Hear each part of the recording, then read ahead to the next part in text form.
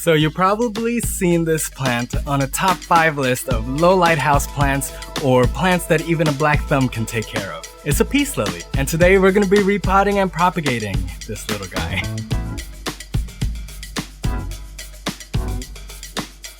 I hope this is not getting in the way. Hello, beautiful people. My name is Brian, and welcome back to another episode of This is a Plant. And I know, before you start saying it, it's been a while, but I'm back, and I have a lot of new videos that I'm very excited to be making, and hopefully they're going to be coming out a little bit more frequently this time. But thank you for sticking around.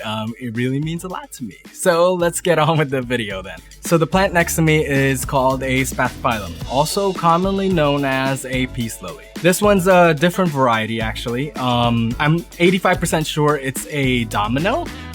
It's a lighter green, and it's like has these little, I don't know if you can see it, like some variegation, some white, and it's a little lighter than the normal peace lily you might find at the ShopRite or something. And it's beautiful. So before we actually start repotting and propagating, let's go over some general requirements for peace lilies.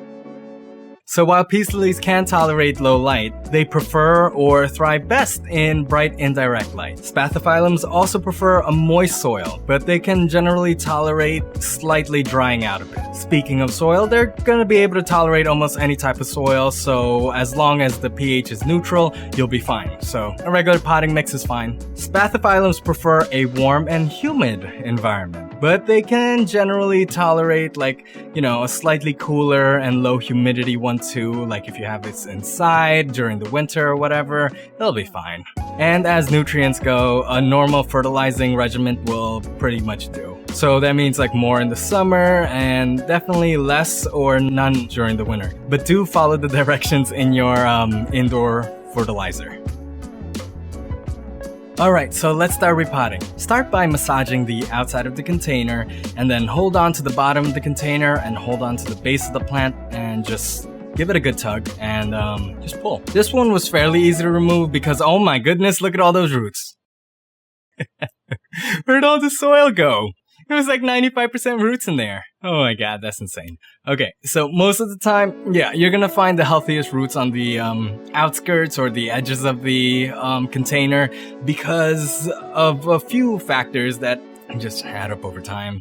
One reason is that when roots grow, they're just gonna keep going until they bump up against something, okay? And then they start redirecting themselves or reach a certain length. So that's why you kind of generally see the roots start spiraling around the bottom of a container.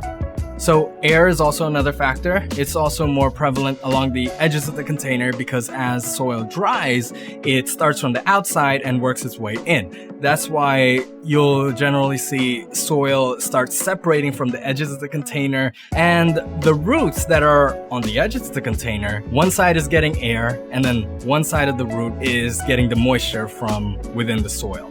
And it got the best of both worlds. But I'll leave that for another video because that's kind of a bigger topic on its own. Let me know if you guys want me to talk about it. Leave me a comment below.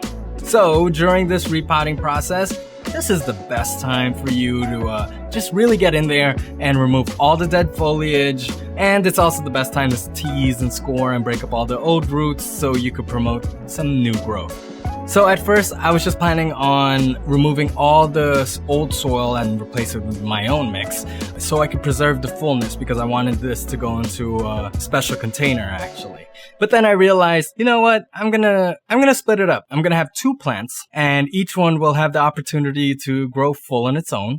And over time, it's just gonna be full anyway. Which then leads us to how to propagate a Spathiphyllum. But before I get to that, if you're finding this video helpful, please consider giving me a like and a subscribe. It really helps YouTube and me know that I'm doing pretty okay and helps me to keep making these videos.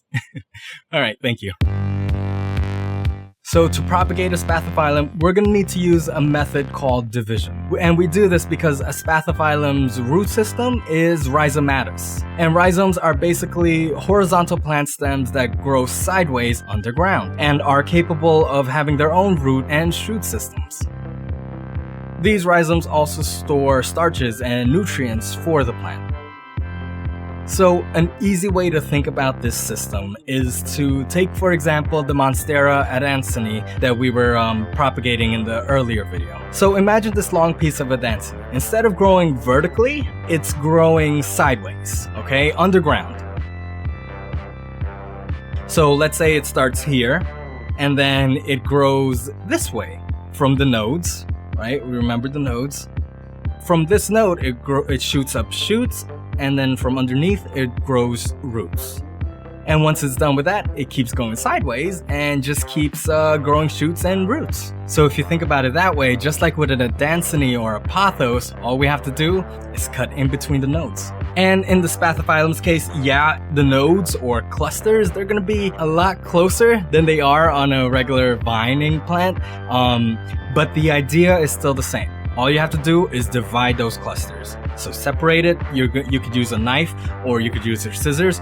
What I like to do is just feel it and just like break it apart, like I'm doing here. And as long as you end up getting a root with one of the clusters, then you're pretty much good. But just in case that you accidentally took one and oh my god, it doesn't have a root, it may actually still be able to grow. Because the cool thing about rhizomes are that as long as you have a piece of rhizome, it has the potential to grow roots. So you could think about it like it's a cutting or something. So this part is pretty fun and a little intimidating when I was starting out, so it's okay. Just go slowly, and it's actually really fun. And you'll start feeling it, and you'll get better.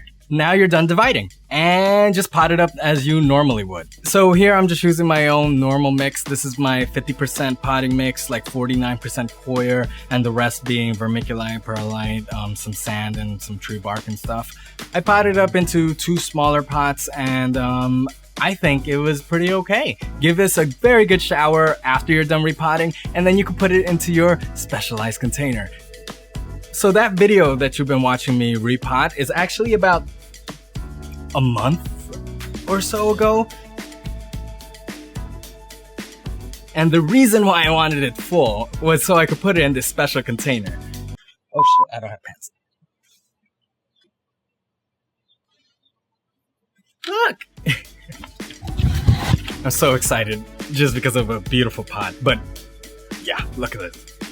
I got this at the bathroom section of the Home Goods that I frequent, and I think it looks pretty darn cool.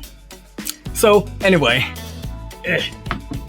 that's the, oh, it's heavy because I put rocks inside, just because I had like a bunch of rocks to spare, I guess. Yeah, so that's it for the video. I hope you guys enjoyed. I hope you guys learned something. Leave me a comment below telling me your care tips for Spathiphyllums. And please leave a like, subscribe. The algorithm and I thank you. Alright, I'll see you guys in the next one. Bye.